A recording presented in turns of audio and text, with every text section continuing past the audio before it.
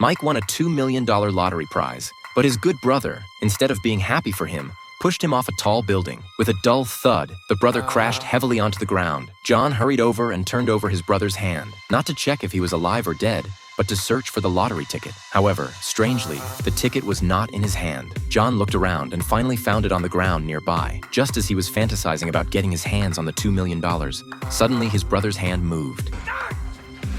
In a panic, he picked up an iron bar beside him and unhesitatingly smashed it towards his brother's head. Seeing that the other party was no longer responding, he took out a pair of disposable gloves, found a small car, and when no one was paying attention, pushed his brother's corpse onto the highway. Because there was a large truck parked opposite, he used a crowbar to pry open the door's iron lock and threw the corpse into the truck's compartment. Before leaving, he had doubts and gave his brother's body another hard smash. After doing all this, he threw the iron bar into the car, intending to shift the responsibility to the truck driver. Finally, he returned to the scene, cleaned up all traces, picked up the knife on the ground, took it to his brother's workplace, washed it, and put it back in its original place. After completing these tasks, he climbed back to the roof and used binoculars to stare at the truck's movements. Before long, he saw the truck driver return, but the driver did not drive away immediately. Instead, he immediately noticed that the compartment had been tampered with. Sure enough, when he opened the compartment, he discovered the corpse. John nervously observed the situation, thinking that as long as the driver drove the car to another place, his plan would be successful,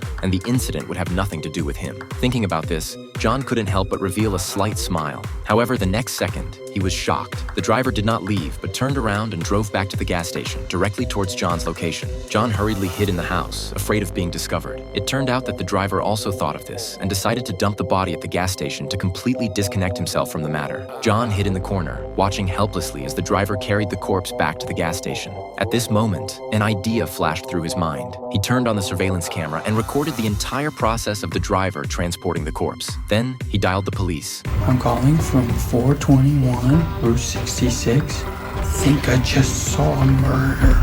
With this video, the truck driver was eventually arrested, and John went to the supermarket to buy a new scratch-off lottery ticket. When the clerk was not paying attention, he cleverly swapped the original ticket that belonged to Mike. Just like that, the $2 million finally fell into his hands. He thought he had done everything perfectly, but little did he know that he still left a huge loophole. The surveillance camera did not capture the driver killing Mike with a crowbar.